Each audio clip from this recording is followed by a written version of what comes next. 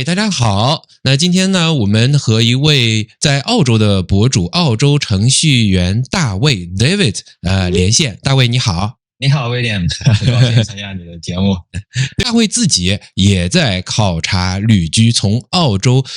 應該說是比較認真的在考慮搬來吧，馬來西亞生活，而且你發了一系列的視頻解釋了，第一你看到的，第二房產，然後第三呢，你解釋了為什麼在考慮用你自己的話說逃離澳洲，而且你的考察和視頻反思之後還拋出了一系列的問題，這就有了我們的連線，我們和大衛就現場連線來討論這些問題，好吧，對不對？对，第一個就是我去之前，雖然我也做了一些就看一些別人的視頻啊，然後去了解一下馬來西亞的社會啊，但是真正當我落地了，去到那個地方去考察，親身的去經歷這些事情後，你才會有更深刻的理解。包括之後，對，所以那有些時候只是先聽別人的道聽途說嘛。首先第一個問題，我們先從最基本的問題，就是安全問題說起哈。好，那我在沒去之前呢，很多人說馬來西亞的治安不是特別好，然後說是會有那個飛車黨的治安問題，就是說飛車黨我解釋一下，就是經常會有那個騎摩托車的人在你不注意的時候從你的身後然後奪你的包啊或者手機啊這個現象的發生。然後當時呢我們其實也是注意到這個情況，特別是第一天晚上，我視頻上也說也有提到sorry 就是晚上的時候很多小年輕嘛，就騎着那個小叫什麼電動車sorry 不是電動車，就是那種柴油車，聲音非常非常響，然後從那個我們身後過去，當時我們是很緊張的，但其實他沒有對我們做什麼了，他可能就是玩這個機車，但是就想到之前朋友有提到這個問題，就跟你就是求證一下，就在馬來西亞這個安全問題你是怎麼，因為畢竟你住在那兒已經很多年了。好的，我從其實世界上來評價一個地方的安全有犯罪指數，有犯罪的感知指數，還有和平指數这幾個方向吧。那其實我個人也可以從我身邊了解到的安全犯罪的事件和我們實際的感知兩個層次來說，我記得我印象中我剛來呢，那自然就和我熟悉的上海去對比。我印象中呢，大馬的我們純粹來說犯罪指數的話呢，會比在中國平均或者是上海呢要來得更加低一點。大馬最好的地方呢，在安全在檳城，然後其次呢新山、吉隆坡相对會高一點，它會接近於在中國的水平。但我後來意識到一個問題，就是中國的犯罪它的數據未必是真實的因為第一呢它的對吧，這個我們就不多展開，我們都是從中國出來，它的數據的統計它的呈現可能是有問題的。第二呢，它是在高壓的一個攝像頭遍布，對吧？數以10億計的攝像頭的環視之下所造成的。那第三呢，近年因為我們從上海出來也看到有越來越多的隨機的惡性的事件，那麼對個人造成的傷害也是比較大的。那現在我為了回答你這個問題呢，我剛剛也搜了一下，大馬的這個呢現在犯罪指數還是會屬於在全球來看呢60幾名是中上這個水平我估計肯定比美國好一定比新加坡、日本會要差，比澳洲會要差這是你們這邊一般犯罪是什麼類型呢？Sorry 犯罪80%都是財務類型的，就是你看到的一些入室或者是搶劫偷盜財物這是佔了80%。涉及到傷害的話呢，就是在其中的10%多到將近15%左右吧，可能是以這個為主但那個是數據。那他你說是那種惡性的呢？就是他在你當着你的面搶呢，還是說偷偷摸摸的，比如說去你家那種？都會有吧，因為我們是一次都沒有碰到，因為我想大家要了解的話，我們講到現在講的還是數據層面，就數據上對，還是以數據來看那有時候我們會看到一些網絡傳的短視頻媒體的報道會看到你講的這些都實際上是有的OK 我們自己沒有看到，而且我的感知就會比較我覺得相對還是比較安全的吧。我從來沒有因為安全而特地去這個去做過一些什麼特別的這個防範或者感知到什麼呢？對，大衛你好，我是William 的太太，我叫怡華。是這樣的，就回答你這個問題之前，我特意去問了我們身邊應該有9個馬來西亞人。然後我就問他們說，在過去的3年，你生活在馬來西亞，是不是本人或者你周圍的親朋好友有碰到過這種飛車搶奪財物的事件？他們都跟我們說沒有。然後我問了一下我周邊的生活的一些中國人、中國鄰居，我們也是基本上2到3年這樣左右的這些生活在馬來西亞的中國人，他們也沒有碰到過這樣的事件。OK，那挺好的啊。对，那其實數據呢，第二個就是叫犯罪的感知指數其實那它又會表現得會更好一點，在亞洲還是靠前的。最有意思的呢，有一個叫和平指數，它包含了整個社會的穩定，還有一系列的因素。其實馬來西亞可以排到第13名，這和你之後有一個問題，我記得你會想要了解為什麼大馬人說話都是輕聲細語的，感覺是比較平和，比較與人為善的，而且它這個平和指數就特別高。那脫離開數據我還想講一下身邊的朋友呢，他們都很好，他們有時候會提醒你，他說你加油你看我看到一個短視頻上面說有個什麼事情，他就會非常當真，然後也會很熱心的提醒你，那你加油的時候一定要把車門鎖好在家裡如果碰到什麼情況怎樣去做。但我們自己呢是沒有，然後甚至很好玩，跟朋友說飞车黨听到過？他说有啊，飞车黨就是開着摩托車晚上這個到處這個來這個飆車，這個我聽到過，但他們也沒有，甚至於沒有這樣一個術語把飛車和搶奪財物聯繫在一起所以我綜合來講，我自己所採取的安全措施和我對安全的感知呢，我覺得跟上海是一樣的，我沒有什麼特別，晚上我也會出去任何地方我都會去那這蠻好的。對，我就說咱們就順着這個聊，就是我們剛才說到就是平和心態的問題，這個其實是我之前不知道，然後去了那兒去感受到的，就是我發現那邊人生活的這個節奏是比較慢的，然後他也是比較謙和的，是，然後就是沒有那麼急躁，有的時候我們比如說等紅綠燈那要是在人多的，因為大馬我在吉隆坡的幾天人特別多这個月但是會讓人感覺很急躁，因為氣候原因嘛。但是那邊的人給我感覺就是不是那麼着急，就是比如說等紅綠燈比如說前面車堵了什麼很安靜，也沒有人按喇叭然後對這些，然後包括講話的聲音也沒有我聽不見他們就是吵鬧的聲音，沒有大聲說話。我覺得這個還挺那個我之前是沒有想到的。然後我就想到是不是這個文化的原因，就是因為他們信伊斯蘭教就比較謙和，就比較怎麼說sorry 就是可能是信教的原因，還是說那邊人就是哪怕不是伊斯蘭教的人，他也會是這個就是教育的原因，還是因為宗教的原因？我覺得首先你的觀察是非常好的，而且你的思考也非常好。我剛才那個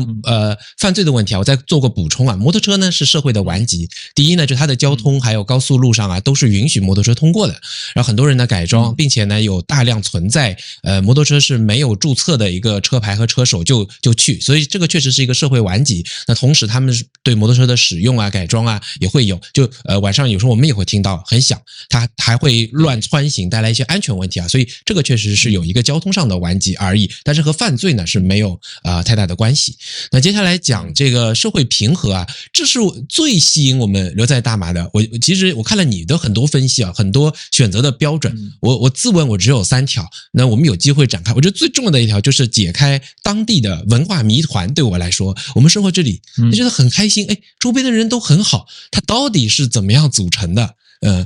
你講的這2個都是有很強烈的原因的。第一個呢，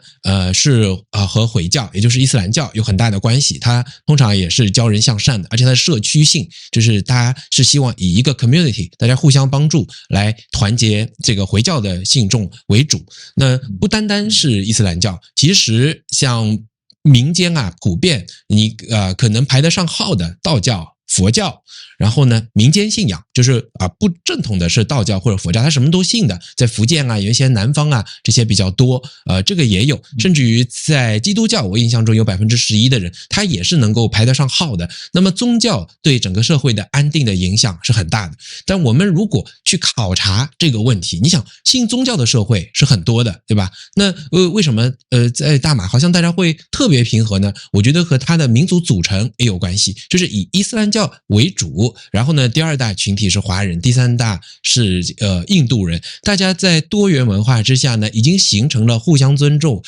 不要去互相打擾，不提及一些像之前那個視頻博主說的一些傷疤的世界，所有很多人都會主動的向前看，去解決這個各種社會可能存在的矛盾和問題，已經形成一個自小大家就知道的。用我們大馬朋友的話來說啊，就很多道理是他們在幼稚園的時候就已經學到，會去踐行的。所以整個社會氛圍它是有很多比方說你社會的信仰，社會的這個政府支持，還有什麼社會各個團體之間所形成的，所以它是自下而上，非常有活力，而且主動的會去來平和這個社會，這是在存在於這個社會中的一個基底的因素之一。教育也是的，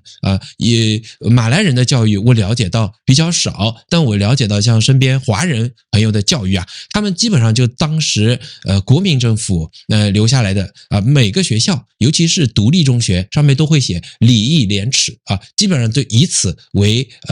教育的，像你這套儒家的作為他們教育的一個宗旨，相對給社會帶來更多的這個平和安定啊，也是有關聯的。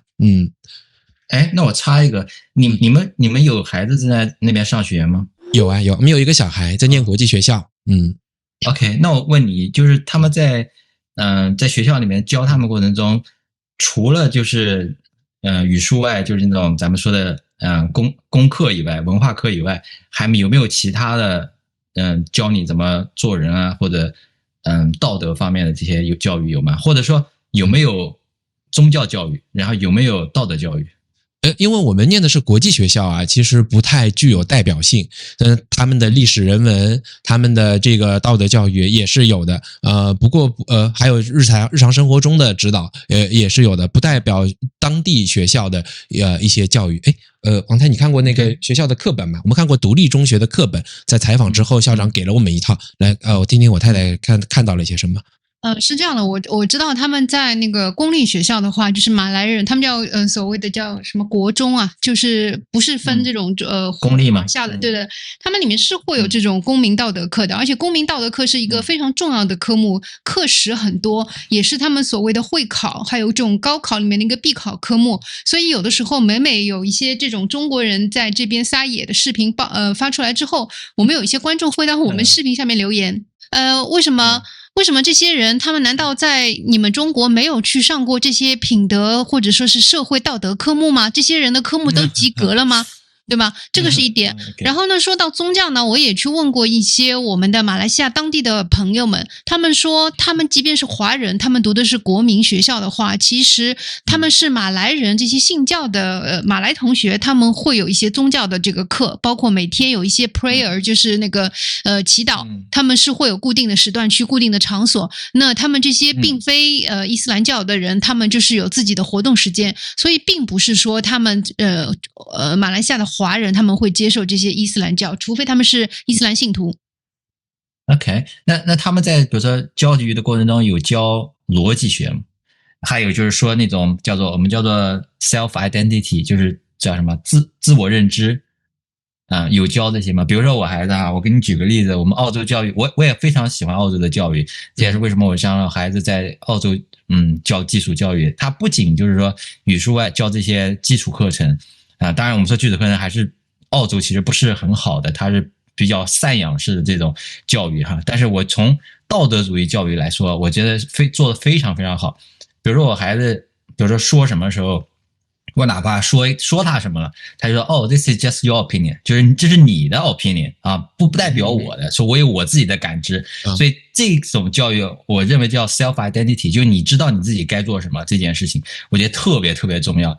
在我們的中國的教育當中是嚴重缺失的。是，那我不知道馬來西亞有沒有這方面的教育。他們如果你關心的是正常的馬來西亞公民他們正常接受的教育呢，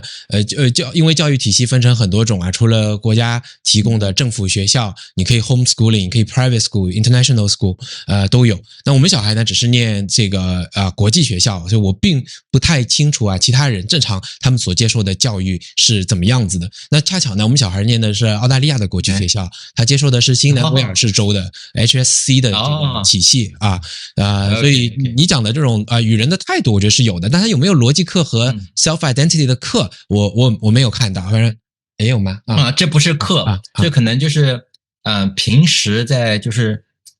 老師在教育的過程中就告訴他們的，他们這個應該是沒有一個所謂的課程來做，我們小朋友都沒有課本的，從1年級到現在6年級都沒有課本，他只是在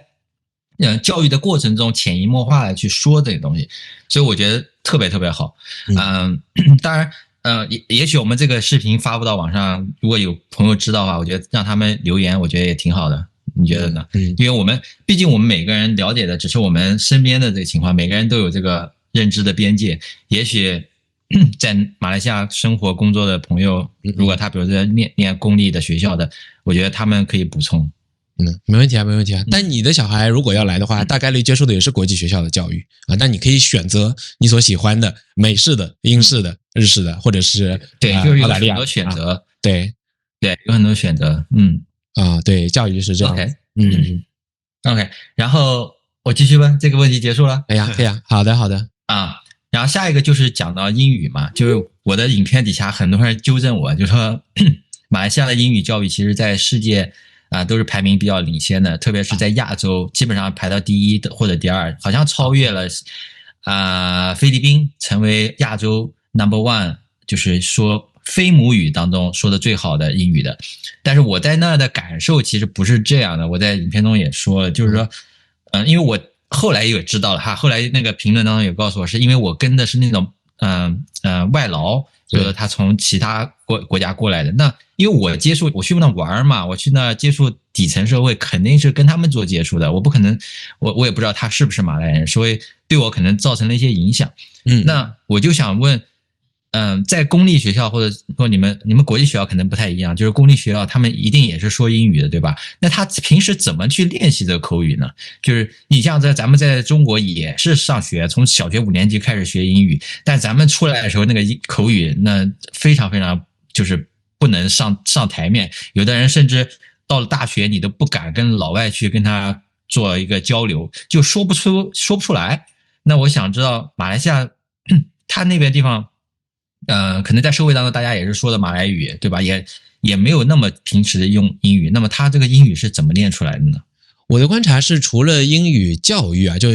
我們把 English as a new language， 對吧？我們如果去學，那它的學習本身就是一部分，這個我會覺得比中國還要來的加強，哪怕是政府學校或者一些私立的學校、獨立的學校，他們可能從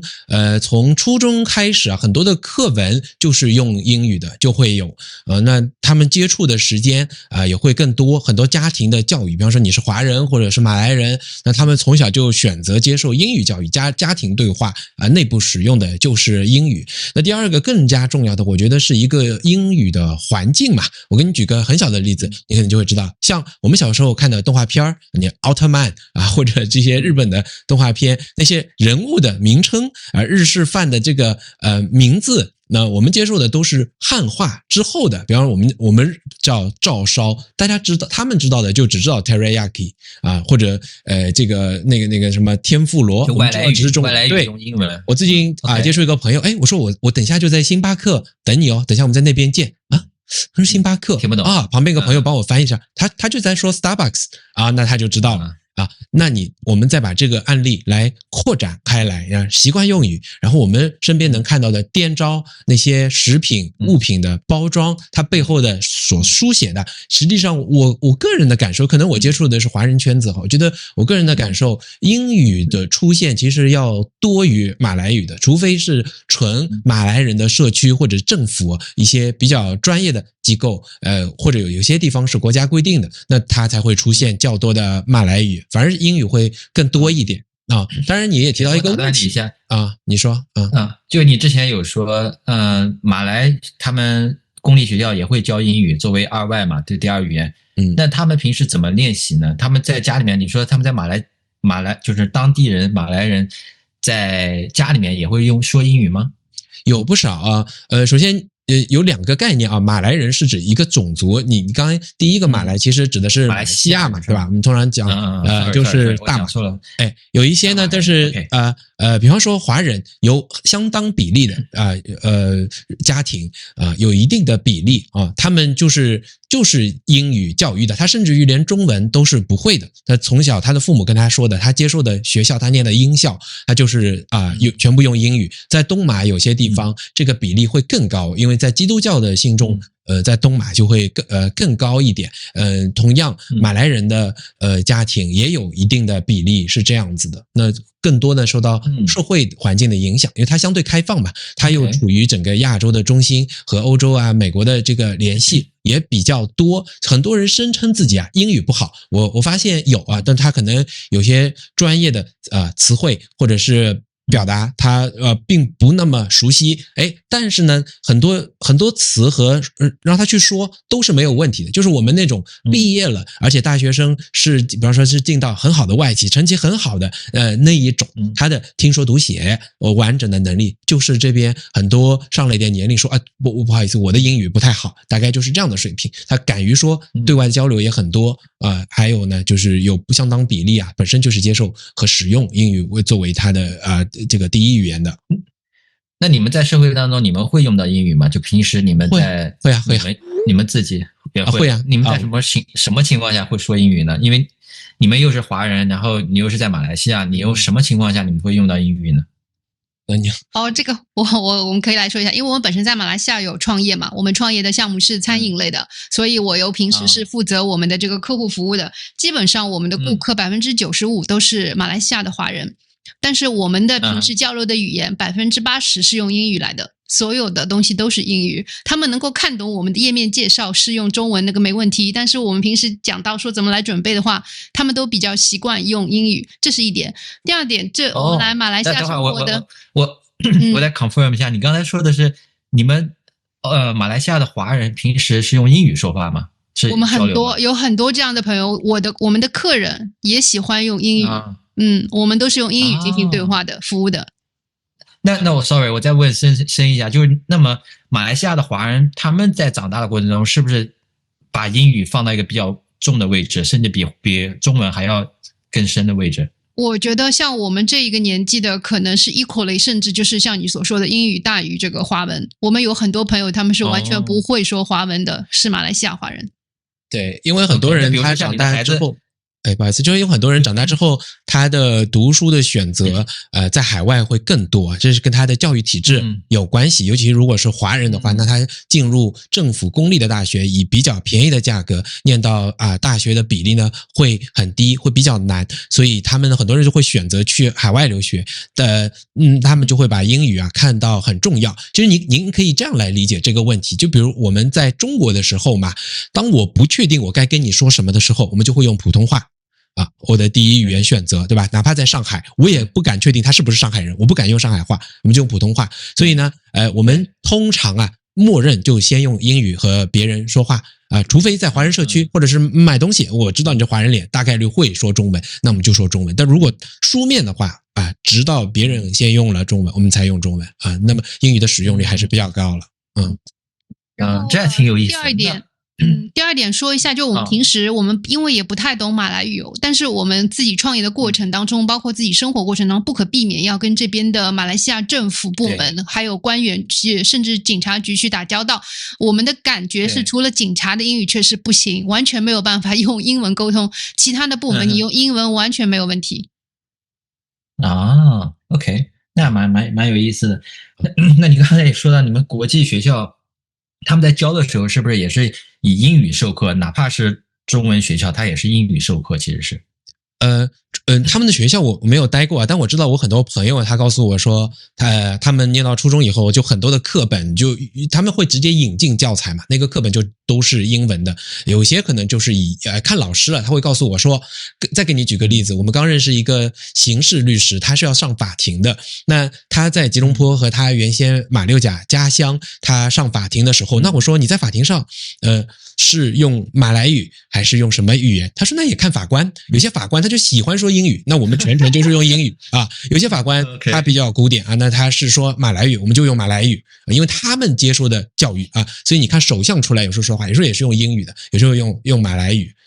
大概就是這樣的一個概念吧。這個現象還挺獨特的，因為我身邊也有馬來西亞人嘛，然後他們的語言能力非常非常厲害，他們基本上每個人都能說3到4種以上的語言，我覺得特別特別厲害啊。對 ，OK。蠻有意思的，是的。我想指出一個你可能有的問題哈，當然我是在你判斷是否來馬來西亞的時候，我也有很多的疑惑。其中一條是我覺得我也看到你和那個停車的小哥的那個問題啊，其實他講的馬來語在我們看起來也是比較簡單的。我覺得你不用太擔心呢，是你會以遊客當時的這種靜態的心情和準備來應對你要旅居的很長時間的生活。就當你要融入的時候，你也說了，探索世界是你的人生目標之一嘛，所以你不可能一點都不去學和了解。其實如果跟他們相處，除了 body language 簡單的英語，再加上那些馬來語的單詞，其實是非常簡單的，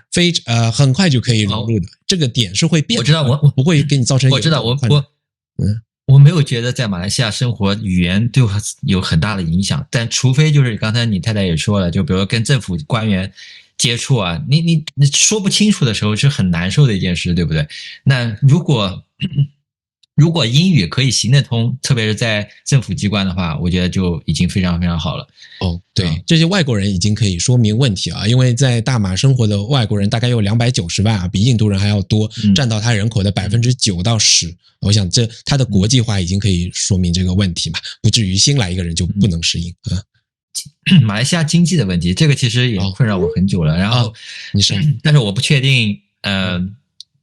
就是我就隨便問一下哈，就看看你的想法是什麼？就是說，馬來西亞離新加坡那麼近，為什麼馬來西亞沒有發展起來？馬來西亞沒有發展起來，因為新加坡正好是它的補給啊，或者新加坡加上馬來西亞是一個全集啊，就他們兩個是互毆的關係。因為新加坡當初正因為華人太多啊，那麼給大馬當時的政局，他們本來就是很倉促的湊合在一起，想要脫離英國，然後呢獨立建立國家的嘛。那如果那在相似的地理環境和經濟政策，但同時有一個隨機變量，就是李光耀一個強人政治家的出現的情況下，我相信馬來西亞也會發展成新加坡這樣的。單純以 GDP 角度而言呢，就是它本身會面臨更多的問題。我覺得這個問題來自於宗教，來自於大家的一個追求啊。那第二個呢，就是華人的比例，因為華人呢更喜歡經商啊，他更加有紀律性，更愛存錢在方方面面。好，那馬來人呢更加樂天一些，他們會覺得我今天能賺到明天的錢就夠了啊。那同時呢，國家在治理上是不一樣的。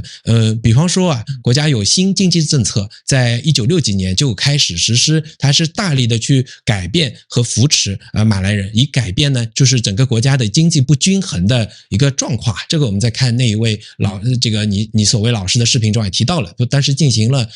曲解，就是它其實是為了降低這個國家的貧富差距，同時呢，就是我覺得他馬來西亞追求呢是更加均衡，他未必說是以 GDP 作為所有的一個發展，當地人其實並不以此為難受啊，或者以怎麼就不好，他們反而呢以此為榮，他會發現很多去了新加坡很久啊，不願意入新加坡籍或者到海外很久呢，他们還是覺得回到馬來西亞好，因為他最終呢是回歸生活本身，但是這個生活啊對他更有利一點。那回到經濟問題呢，這會反滲到就是他經濟的方方面面，就他比方說啊，我們就說多一點，比如他怎樣看待美國，他怎麼樣啊改變他們的習慣，因為回教有很多自己清真啊他的一些習慣嘛那同時呢，他的地理位置上，他要採取的策略也不一樣，他對待這個，比方說對待中國，對待這個進口這個很多態度，還有在金融上的措施，受到宗教的原因，也有其慢慢發展的一個因素吧，那總之呢，我是覺得確實不一樣，如果這些必然和偶然因素都具備的情況下，我相信馬來西亞也會變成一個新加坡。不過當地人很多都慶幸我們沒有變成新加坡。你這回答的非常官方啊！這是真實情況，就是這樣的OK， 那我就是再咱们再延伸一下，就是說，你覺得？咱們這20幾年已經過來了，然後新加坡也我感覺差距就咱們從 GDP 來講就更比新加坡沒有新加坡發展那麼快。那你覺得對他們來說，對政府來說，他們有覺得我應該向新加坡學習嗎？還是說就是說OK， 我知道你很厲害，你 GDP 很強，但是我就做我這樣子，我就按照我這個發展，就還是說原來開放，或者說原來跟美國關係好，或者怎麼樣，1、2、3可以讓我變得富裕我就應該去這麼去做，就是或者說借鑑別人好的方向去做OK， 我覺得政府當然就是說他們的目標是要追求經濟發展的，它包含而且每一屆政府追求的是不一樣的以這一屆的希望聯盟這個安華的政府來說呢，它的明確執政的這個概念叫馬達尼，就昌明大馬，它在這個昌明大馬之中，它有我記得是有一條，它追求的是人類發展指數，其實很代表這一屆政府它所要求的，因為大馬已經進入好像大於 0.9 吧，已經處於一個非常高的水平。那人類發展指數呢，基本上是由 GDP 加上教育加上醫療3樣東西的。第二呢，它追求全球的競爭力，好像要進入前20，也差不多由這些組成的。我大概算過這3項應該是平均的，而這個每一項的計算方法呢，都是由它的進度，然後再開3次根，然後把這個3個數擬合到一起。就我覺得政府還是追求一個均衡的。我不太了解政治但是我覺得從政府的角度來說呢，經濟發展它還是要追求的，因為不然它也不會像現在重視 AI， 重視國家半導體的策略，重視汽車的電動化轉型，這政府都在做。因為做了以後呢，它的人均的生產效率才會提升嘛，那麼大家的工資成長才會變高。大馬還有一個比較我個人覺得比較大的問題呢，是人均工資的提升有限，在過去的10年20年，對比上海和新加坡，上海如果20年大概人均工資有翻了10倍，新加坡好像5倍，那大馬就很少，大概就 double。在這種情況下，背後實際上是生產率的提升，因為你只有生產率提升，大家的工資才能夠提升，所以政府也是積極致力於這個轉型的。不過我覺得經濟的發展呢，它肯定不能使得它的穩定發生一些問題。那穩定就包括以70%幾的馬來人作為主體的這樣的一個社會發生問題。我覺得政府肯定是有發展意願的。就回到你這個問題上面。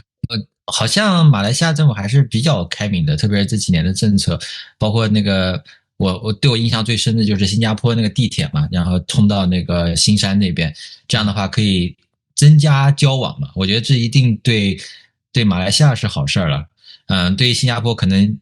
也是其實是雙贏的一件事情，因為你只要加溝通，對增加交流，一定會對兩個國家是有益處的。是，但我覺得這個是比較宏觀層面，我個人覺得對我們個人，尤其外國人生活的影響，不是特別大。我所了解一些，是因為我們平時有一陣子做過新聞的報道，所以我大概了解一些政府的數據。難怪你這個感覺你這個有數據的知識對，我大概大腦裡知道一些，因為這些也沒法準備嘛。就我這次去馬來西亞最大個感受特別是吉隆坡，就發現他們建房哇，那個特別特別多的新開的盤子，就是沒錯，公寓啊，建的公寓。所以，然後我也證實了一下，就是在未來就最近幾年哈，房產的增值其實並不是很高，甚至就是平的，甚至有的還是跌。但是這個特別是公寓項目，我就想問，你覺得是政府故意的嗎？就是他要批這麼多地出來建房子，壓低這個房價，這樣每個人都可以上車嘛，就是也算是抑制突破膨脹的一個比較好的方式，還是說，他其實也不怎麼管，就是讓這個 market 自己去適應這個節奏。你有聽說？首先，最近幾年的通貨膨脹並不高啊，大馬大概只有2%，可能還要再低一點吧，有可能1點幾，通貨膨脹並不是處於很高的位置，然後大家也沒有購房的問題，因為很多人他房子保養都還 OK，他們住房條件也非常不錯，但是房子我了解確實是剩餘的。那第二呢，因為我不清楚它的目的是什麼，這個我也沒法求證，但房子是剩余的。我如果沒記錯的話，住房部可能去年批的剩余的房產還有10萬套，對大馬來說是多的。那同時，房子的升值只是一個問題，在你去的 Desa Park City 啊那些專門給外國人居住的社區，它其實還是有一定的升值的。我覺得更大的問題是在於流動性，就一旦你購入房產之後，那麼你要在交易和賣出這個周期非常之長。你說澳洲的房產可能10天就能夠賣走，那像比方說我的房東，他這個房子跟我說了都快1年多了，他那個房子都還沒賣走，他就想把我住的這一套給賣掉啊，到現在還沒賣掉。而這也是大家普遍的反饋，覺得入手是 OK， 可能也會增值，但是你要麼自己住啊，但是你要這個脫手的話是很難的。OK， 所以就是說，房產投資在馬來西亞可能不是一個東西，就是別人不會拿這個東西去，作為投資標的，可能更可能傾向於就是自住，我喜歡我就買，其實是不是這個概念？我也不知道大局是怎麼樣。一個是外國人可能因為現在 MM2H 必須要買房嘛，而且中國人愛買房，加上第三，很多人會把它做這個把房產作為資產的一部分，它本身有它使用的技巧，因為房地產它其實也有复利效益，它如果可以拿到銀行很好的貸款，或者作為它的一個金融資產之一啊。但是就我們自己的話，我们是不買房主義哈，所以我們是不會去買房的，這可能跟你有很大的差別。本地人呢，我覺得有些人他會專門去做房產的但我想我們身邊認識的普通的大馬人的話呢，他們買房更多是為了自住或者有3個小孩，那他有一點錢，他就很低的價格就可以付首付嘛，他的這個貸款也可以承受，所以他們也會慢慢再買一些給自己的小孩，因為倒是會有這種情況沒有他們用房子來進行一個這個炒作，就是說他未來是可以再把它給賣走的一個這個情況好像比較少，我覺得我聽上去比較少。OK， 就是投資房没有大家都不會去做這個。但是我也想說，我有一對朋友夫妻夫婦，他們是以这個投資馬來西亞房產發家了嘛，是馬來西亞本地人嘛，他們當時我印象很深刻的，他就跟我講了幾個點他們會考察的。首先是馬來西亞本地他們炒房的一般會買的是所謂的地物 landed property，然後像這種公寓的房子，他們是會去看它的歷史成交記錄之後，然後再去考慮說是不是有可能賣得出去。他在買之前他就一定會看他這個區域是不是會好，像我們這個房子我們現在住的這個地方，他們看完之後就當時因為我也很心動，我們想是不是要買下房東的這套房，他幫我看了一下，這對夫妻跟我講是完全不值得投資的，你是絕對會賣不出去的。對，所以他們那個投資的眼光跟我們外國人是不一樣的，不像我們外國人可能考慮的是公寓房多一點，而且因為我們的外國人在買房，在馬來西亞有一個所謂的總價的一個限制嘛，我們必須是要買到一定價位以上的。對，像本地的人他們自住或者說是自己用來投資的房子，一般價位都是在30萬到50萬馬幣左右的這樣的一個價位，跟我們是完全是兩個市場。OK， 對，這個我看 David 視頻也提到了，对 ，OK， 然後我想關心一下那個醫療問題，就是因為你們應該是2加簽證，對不對？對，那你們的醫療問題，你們需要買海外那個保險嗎？還是怎麼弄？就任何簽證吧，你包括旅游我不是很清楚啊，不是很清楚。就是2加簽證，你一定要有一个叫医療卡，医療卡呢就是覆蓋了你正常的正常的，比方說你住院啊就小毛病就是住院了，那是可以覆蓋到的。大病啊或者門診這些是不進行覆蓋。那就我們家來說的話，我們所有的保險種類都到了馬來西亞以後，把中國的給退掉了，都在大馬買了，包含醫療卡，就常規的，每年一些這個可能不是很貴嘛，每年每人幾千塊錢的保險，包含這個在中國叫重疾嘛。在這裡有類似的概念，那不是說20年付好以後就保終身的，它是一旦認可你，它就會一直接受你，但是你每年都要付費的。重疾我們也買了，然後人身意外我們也買了，在我們家是都買。然後第二家園的話，醫療卡是一定要買，如果你學簽、陪讀簽，醫療卡也是一定要買。我說的是看醫生哦，不是說那個就是不是就是說人身保險啊，這個我是說就平時看醫生。小病，比如頭疼發燒，這部分你是怎麼看醫生？然後如果得了大病要住院的時候，那個怎麼去 cover？ 住院的話會被醫療卡所覆蓋。那如果你是特別大的病，就我剛剛說的重疾的險可以。那平時你如果小毛小病的話呢，你就只能要自己付錢啊。你可以進診所或者是醫院，醫院有私立的和政府設立的，但你都必須要自己付錢。作為外國人，都是自己。OK， 那沒有就是說，比如說得了住院的話，他不是有，比如說去國際醫院，他是那種我之前看別人的視頻當中有提到，就是要買那個什麼國際醫院的那個保險，它可以 cover， 因為他們的那個費用也蠻高的什麼的。它稱之為這裡稱之為叫私人醫院吧。對，私人醫院的保險，對上海來說，因為對中國來說，因為醫院是由國家壟斷，所以就叫國際醫院，是一個概念。那大家通常的做法呢，這個是 cover 不到的。比方說你感冒，你並不需要住院的話，你必須要自己掏錢只不過大家的選擇不同。如果你去診所的話，就比較便宜。如果你再大一點，你就會去到這個你外國人其實也是可以進政府醫院的，然後呢也可以更多的人就選擇私人醫院會多一點。它的價格是診所最便宜，然後是政府醫院，然後是私人醫院。我說是對外國人來說啊，非住院。我就說私人醫院，私人醫院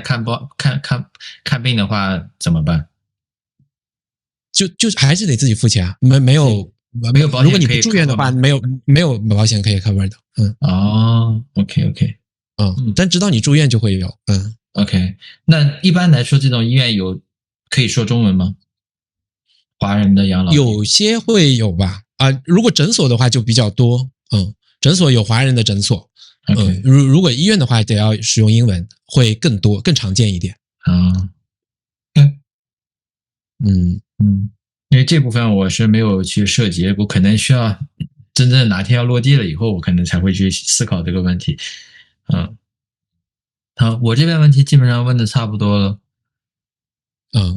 感覺這些可以有助於你做旅居的決策嗎？這些問題我都是不是我考慮的點，但是你最終是要去了解的。就這些問題不會造成我的判斷，因為我的判斷我在節目中也說了，我覺得馬來西亞確實很適合地理套現就是一個它足夠的便宜第二個它是華人社會，我很喜歡我覺得吃這一點對我來說還蠻重要的，你必須要能融入當地的這個社會的話，我覺得吃還是蠻重要的，然後它比較有國際化，然後人也不是那麼浮躁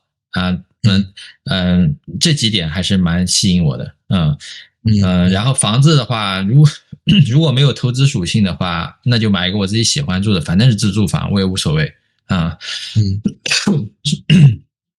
對，所以這幾點可能會這是我比較大的點。那比如說像看醫院醫生什麼的因為我們在澳洲醫療是很好的，只不過比較貴然後需要排隊，所以可以結合起來如果說我真的比如說養老有問題的話，我肯定來澳洲這邊養老了。就是說馬來西亞可能只是作為我旅居我們叫 fire 之後這段時間，直到你比如說住院了或者腿腳不好的時候，我可能還會來澳大利亞養老的這樣。OK，就是你对一个馬來西亞的一個作為一種了解，對吧？你的意思？對，作為一個就是消費的地方還是 OK 的，因為我在那兒是這些問題，你剛這些問題就是對馬來西亞加深了解，是吧？對，加深了解，就是我從你們本地人的角度來考慮這些問題，你們是怎麼思考的，或者你們現在遇到的這些會對你來說是不是一個問題？行，那我們就把這個暫停一下。OK，那我先 finish。